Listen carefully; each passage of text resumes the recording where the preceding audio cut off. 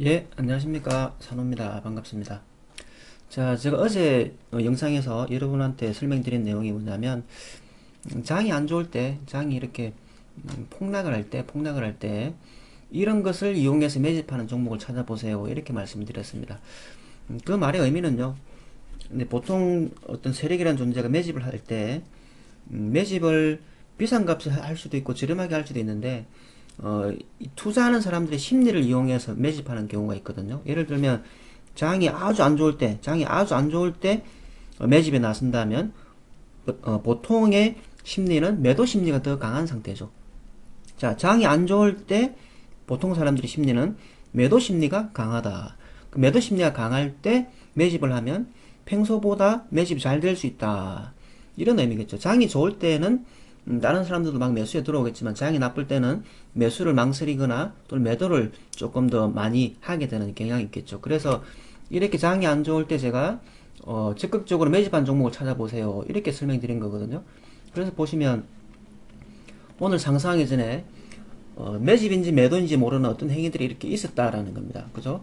어떤 이런 행위들이 있었는데 오늘 올라와 버리니까 장 안 좋을 때 거래량 있던 자리인데 이렇게 돼버린 거거든요. 그러면 어제 제가 말씀드렸던 내용을 잘 접목을 시켰다면 이런 종목도 찾을 수 있었겠죠. 그리고 오늘 또 보면 역시나 다른 것도 보시면 장 안 좋을 때 자리에 올라온 것들이 들어있거든요. 이렇게 예, 여전히 이런 게 있죠. 그런 게 있기 때문에 홈센터 홀딩스도 그런 취지에서 보면 장 안 좋을 때 매집했을 수 있겠다. 이런 취지가 되겠고요. 그리고 여러분 절대적으로 매집했다 이렇게 받아들이시면 안 됩니다. 매집했을 수 있겠다입니다. 아시겠죠? 수 있겠다. 그 다음에 여기 유상증자가 있습니다. 유상증자. 자, 4,200만 주. 굉장히 많은 물량이죠. 725원에 3분의 1 정도 되는, 그러니까 기존에는 8천만 주 정도 되는 주식이었는데 4,200만 주가 들어왔으니까 절반에 가까운 주식이었죠. 종합적으로는 3분의 1 정도 됐습니다만. 그래서 굉장히 많은 물량이 여기에서 추가 상장이 돼가지고 이 안에 물량이 굉장히 많이 들어있는 상태입니다. 그러니까 유상증자를 전후해서 물량이 4,200만 주가 더 늘어난 상태다. 그런 상태였죠. 그러니까 제가 어제 말씀드린 내용 플러스 그 다음에 이 안에 물량이 또 더 있었다 이런 내용이 같이 포함된 거고요. 거기다가 한 가지 더. 자, 여기 뭐 메모가 있죠? 자, 이거 보세요. 뭐라고 되어 있습니까? 대주주가 725원에 60억 원 들어왔다. 그러니까 725원은 뭐였습니까, 여러분? 여기 유상증자된 가격이거든요. 그래서 유상증자의 대주주가 725원에 60억 원치 들어왔다 이런 뜻입니다. 다시 말하면 대주주가 자기도 유상증자에 참여할 때는 유상증자 참여하면은 당연히 긍정적으로 주가에 긍정적으로 영향을 미치거나 아니면 주가가 상승할 가능성이 있거나 또는 회사 사정이 나아지거나 이럴 때 들어오게 되겠죠. 만약에 감자나 상패를 앞두고 있는 상태에서 대주주가 여기에 60억 원을 들어갔겠냐 이런 취지입니다. 그래서 정리를 해보면 자, 장 안 좋을 때 매집했던 거, 그리고 유상증자 물량까지 안에 또 들어있는 것, 그리고 또 대주주가 자기네들도 들어간 거, 이렇게 생각해보면 이 차트는 우리가 어디에선가 한번 저점 매수를 해봐야 되지 않겠나라고 고민은 해보겠다 이런 뜻입니다. 그래서 여러분 제가 말씀드린 게 다 맞으니까 이건 사야 돼요 이렇게 받아들이시면 안 됩니다.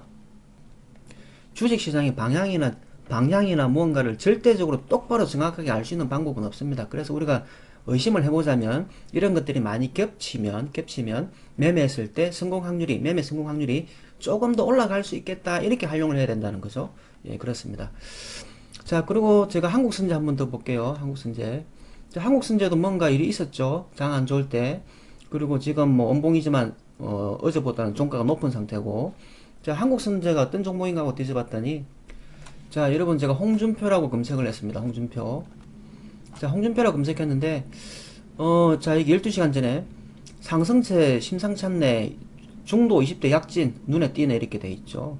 그리고 여기 자, 야권에 윤석열, 홍준표 오르고 최재형 하락 이렇게 돼 있죠. 다시 말하면 홍준표 이분의 어떤 지지도가 계속 올라갈 어떤 탄력을 받았다라고 생각하면 관련주를 쥐고 있을 수 있겠죠. 그렇다면 장 안 좋을 때 무슨 짓을 했고 지지율이 바짝 올라가고 있고 더 올라갈 추세라면 우리는 또 저점 매수를 고민해 볼 수도 있겠다 이런 취지입니다. 그러니까 여러분 이게 절대적인 매매 기법이나 방법이 있는 것이 아니라 이렇게 시장의 뉴스들을 그리고 또 차트 내부의 사정들 이런 것들을 결합시켜서 하나하나 점수를 매기다 보면 가산점이 높은 것을 선택해주면 매매를 할 때 성공 확률이 조금 더 올라간다. 그래서 이런 분석을 해주는 이유가 우리가 이런 것들을 분석해줬을 때 확률이 0.1%더 올라간다 이런 마음으로 이렇게 분석을 해주면 우리가 다른 그냥 이렇게 접목을 시키지 않은 것보다는 성공 확률을 조금 더 높일 수 있다는 것이고요. 그리고 이런 경우의 수들을 하나하나 계속 알아가면 알아갈수록 우리가 매매할 때 성공 확률이 0.1%로 0.1%로 해서 그런 것들이 누적됨으로 해서 확률 높은 매매가 가능한 겁니다. 그래서 주식 공부를 하는 겁니다. 그렇게 세월을 이기듯 꾸준히 공부를 하면 1년, 2년, 3년, 4년 구력이 쌓이면 쌓일수록 확률 높은 매매가 되는 겁니다. 근데 그런 걸 하지 않으면 주식을 1년 했거나 5년 했거나 구력은 그대로입니다. 이런 공부들을 꾸준히 해가면 구력이 쌓여서 조금 더 승률 높은 매매가 가능합니다. 그래서 여러분 더 많이 공부하고 싶으면 저희 멤버십 영상 요거 추천드립니다. 아무튼 여러분 종목 추천이 아니고요. 저는 이런 방법으로 차트를 분석합니다. 그리고 이렇게 더 공부하시고 싶은 분은 우리 멤버십을 활용하세요. 이런 취지로 봐주시면 감사하겠습니다. 성공투자 이어가시기 바랍니다. 수고 많았습니다.